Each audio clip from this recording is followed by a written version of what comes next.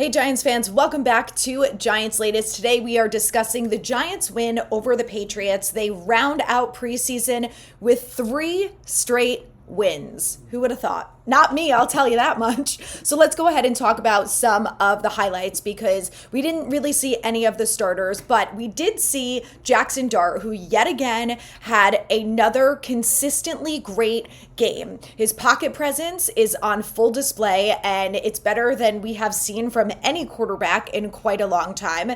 He was pretty accurate with his ball placement. He gets the ball out quickly. There's a lot of things to like about Jackson Dart. And I know it's preseason, but I think we can all agree that he is advancing and growing at a quicker speed than probably any of us expected, which to me says a lot of things. It means that Dart has a lot of qualities and capabilities that hopefully are going to make him a successful quarterback in the NFL. And also shows me that maybe Dable actually does know what he's talking about when it comes to quarterbacks, because we're going to talk about Tommy DeVito and also how much better he looks this year than he did last year. So, Dable getting his guy obviously makes a big difference. He got to handpick the player that he wanted, who checks off all of the boxes that he's looking for. And then hopefully Dable and his quarterback experience and capabilities are going to take it to the next level. But I've been very impressed with what I've seen out of Jackson Dart. I still believe that he needs time to develop. He does not need to be the starter. Russell Wilson is quarterback 1. But Jackson Dart, 6 for 12 for 81 yards and 1 touchdown. He had 1 sack for 6 yards, which of course the sack was on Evan Neal, which we're going to talk about in a minute. But, Jackson Dart overall, great game. Very happy with what I saw. He needs to slide. He needs to get down on the ground. I like the aggressiveness. I like the competitiveness. But even Brian Dable said after the game, he has to get down. You have to protect yourself. And unfortunately, his head hit the ground. So the ref said you have to go in the tent and get it looked at. And I don't know if you guys saw when they panned to Dart on the side. He's like this, trying to move it along because I'm sure he felt like he was fine. And there were 2 minutes left and he wanted to get back in the game and, hopefully end on a higher note than fumbling the ball after getting tackled. So, luckily, he does not have a concussion, but I do hope that was a wake-up call for him, that he's like, this is what's going to happen, is I'm going to get taken out of games if I don't slide, and hopefully, I'm okay afterwards, and it's not an injury that it's going to sideline me for a few weeks. And he did say after the game, he said, it's the first time ever that I've been taken out of a game. And it's like, dude, you got taken out because you didn't slide. You didn't get down on the ground. It's your own fault, man. Come on. I like wanting the extra yards, but at some point, you have to be smart and make that decision. And honestly, if I'm Brian Dable, I'm like, listen, bro, I'm not putting you in a game if you're going to get decked like that. It's unacceptable. Like, you can be competitive and be aggressive and do all of those things without potentially ruining your future and getting injured. The game is violent enough. You have to protect yourself in whatever way that you can. So I'm still begging for him to slide. He needs to get down on the goddamn ground. But overall, I think one of the things that I've really liked to see from Dart is the quick release, the accuracy with the ball. And look, he was 6 for 12, but he really got screwed with some of the wide receivers here. And we're going to talk about this. I'm going to run through the other quarterbacks quickly. But, the wide receivers have to catch the ball, but his accuracy has been fantastic. I think he's done a really nice job leading the wide receivers, putting the ball in a great place to catch it, just like Russell does. So overall, I think as fans, we should be very happy with what we've seen out of Jackson Dart so far, but I think we also have to pump the brakes. He was playing against complete backups his entire game. The Patriots did not play a single starter. So keep that in mind. There's no game planning against him, nothing like this. And you can make the argument that, okay, well, he's going to be better if he has Malik Neighbors and Andrew Thomas out there. Absolutely. But there's no need to rush him on the field. Russell Wilson is the starter. Let's see what he's capable of. Let's see if the Giants can win some football games, and then we can move along to Jackson Dart. But the good news is Jackson Dart is progressing. He's learning quickly, and he's got a good coaching staff that is helping him get there, which is really important. So hopefully, they've got it figured out in the quarterback room, and he is the franchise quarterback of the future. But again, there's no need to rush it. So Jameis Winston went 4 for 8 for 47 yards with 1 touchdown and 1 interception. The interception is on the wide receivers, and it's the second week in a row that you're just watching miscommunications where the wide receivers seem like they have no idea where they're supposed to be. And it's really frustrating. And this is the stuff that, like, get it out of your system in preseason, but you can't be doing stuff like this in the regular season when you're actually trying to win games when it matters. And, unfortunately, some of these guys are not going to be on the roster, but it's things like that are forcing them to not be on the roster because they're not in the place at the right time. But great to see Jameis Winston wing the ball down the field. He had some really nice throws to the wide receivers. Like, the completions that he had were great. Great to see all of these other players involved. But, the drops for both him and Jackson Dart, they're on the wide receivers, and it's unacceptable. All right, lastly, Tommy DeVito, 17 for 20 for 198 yards and 3 touchdowns. So Tommy DeVito has looked really great. I think he's looked better than he has in the past. Do I want him on this team? No, I still don't want him as the quarterback 3. It should be Jameis Winston.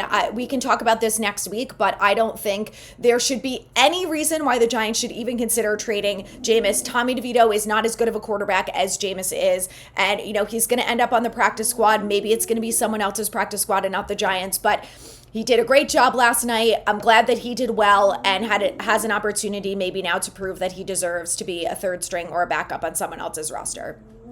Let's talk through the running backs. Dante Miller, my guy, 11 carries for 41 yards. He got a lot of plays last night. We also saw Jonathan Ward, 6 carries for 29 yards.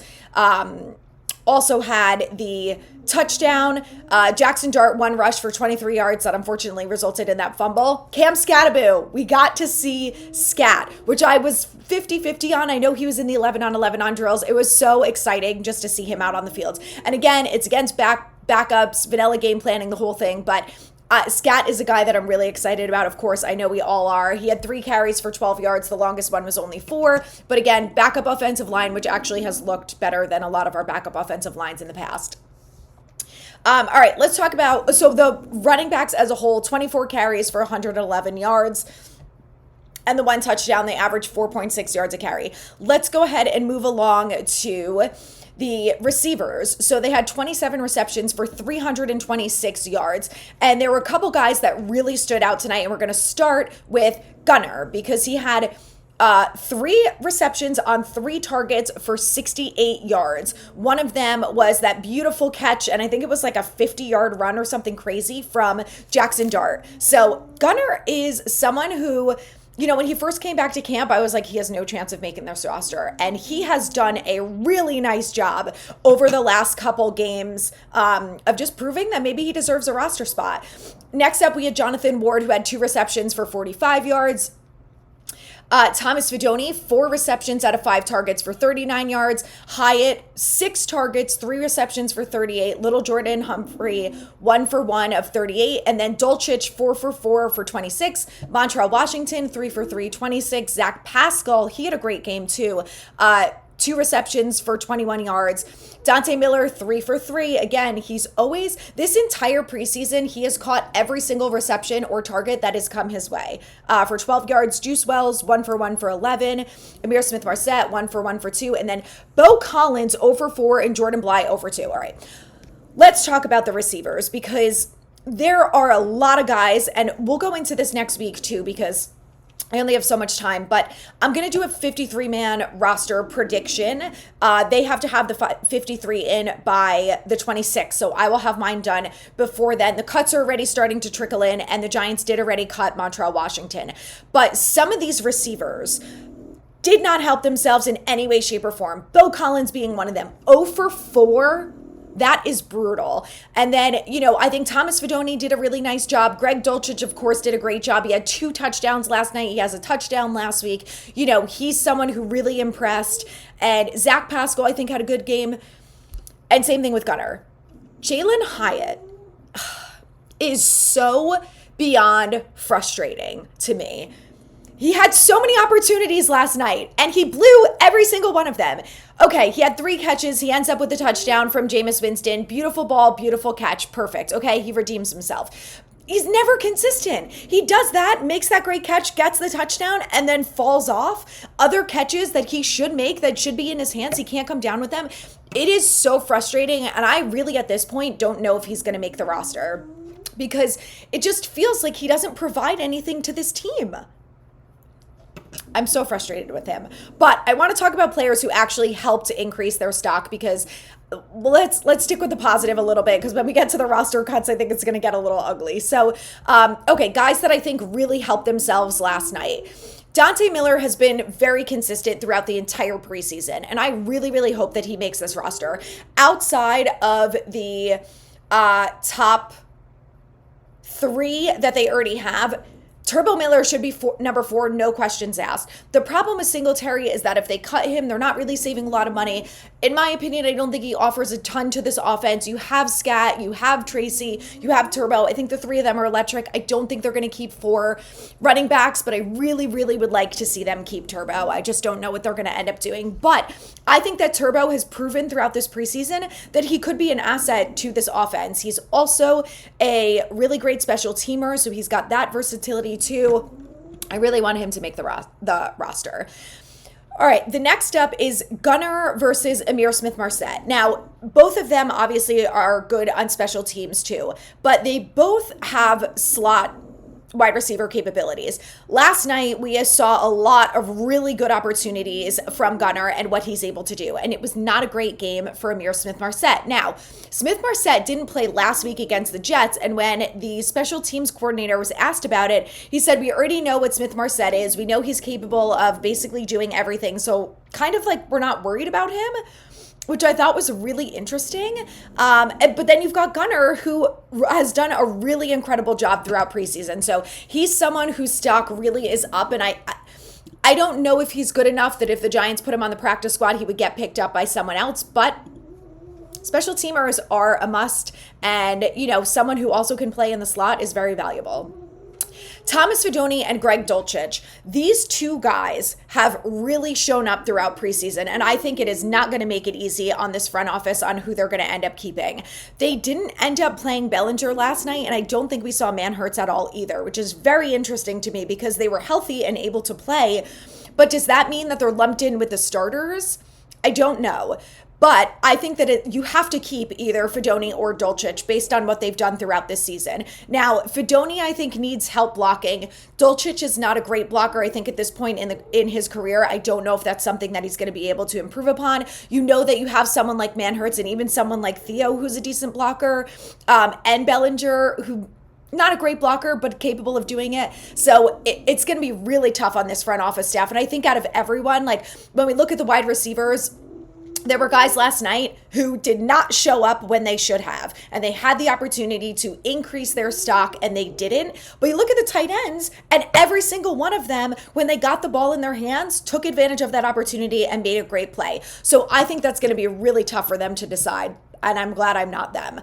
Other players we didn't even get to the defense. Oh my God. Okay. So the defense had 60 tackles, 37 solo. They had 1 sack by Tomon Fox, which was awesome. They had 7 tackles for loss, 8 pass deflections, 3 quarterback hits, and then 1 defensive touchdown by TJ Moore. That pick 6 was wonderful. He's someone who also did help increase his stock, but unfortunately he ended up with what beat writers were describing as a really gruesome injury. I don't think they showed it on TV, but he ended up leaving in an air cast, so that's a real bummer. I hope that he ends up being okay. But from the defense, I think players who really helped their stock, one of them was Art Green, who had a really nice game, 5 tackles, 4 solo. Trace Ford also had a great game. He had a tackle for loss. He seemed to be someone who really took advantage of his opportunities and was a really good tackler, something that this defense needs. If it's between him and Tomon Fox, I do think that Tomon Fox had a good game as well, but I think it could go either way between Fox or Trace Ford. Makari Page also had a tackle for loss. He did a nice job last night. O'Donnell Fortune had 3 pass deflections. He also had 3 tackles. Now, look, I know these guys are going against the second and third stringers, and, O'Donnell Fortune, I think, is ultimately going to end up a practice squatter, but making plays like that is important in these games, and I think he did a nice job of that. So I think overall, those are some of the guys. Darius Alexander, too, I actually want to point out because he's someone who I was like, just show me a little bit more tonight, and I still feel like he's a little slow getting off the blocks, but he did have a solo tackle, and he had a tackle for loss. and he had a quarterback hit. So, I think he's getting there. He still needs a lot of work. He's definitely not going to be the starter next to Dexter Lawrence, but hopefully he will be at some point. So let's go ahead and round it out here. The preseason for the Giants is officially complete. We are on to the regular season. I'm so excited. The Giants went 3-0 in preseason, and, Art Stapleton said a quote from Joe Shane that I thought was really interesting and kind of a perfect way to shape this out, is that the reason why preseason is important for the front office specifically, outside of the fact that they're evaluating these players, is Shane feels like if you have players who can go out, make plays on the field during preseason, and beat other teams and walk out with the win, that means that your depth from top to bottom is better than the depth on other teams' rosters. And this is something that we've talked about, that this Giants team has really been lacking talent and depth. And, just because we won 3 games in the preseason, I don't think that means that we're all of a sudden one of the better teams in the NFL, okay? It doesn't really work like that. But it does mean that from top to bottom, we have more talent and more depth than we've had in the past. And again, if they're beating up on teams like the Patriots and last week the Jets, it should, I think, make us feel a little more confident in the roster from top to bottom. Now, if Neighbors goes down, am I worried about seeing someone like Bo Collins out there? Absolutely. So that's not the same, right? And you're never going to have guys who are good enough to be the backup Andrew Thomases of the world, right? Like the cap and the abilities in the draft and things like that just don't work like that. But I do think that it's fair to be a little confident in this team, probably more so now than we were before the preseason started, and optimistic that maybe they will win a few more games than we thought they were going to. And at the very least, they are going to be more competitive and hopefully keep games closer. So I'm excited about this season. Next week, we're going to do a 53-man roster prediction. We're going to talk about all of the cuts, and then we're going to start to preview the season and talk about Giants versus Commanders because it's almost here. Subscribe for all things Giants.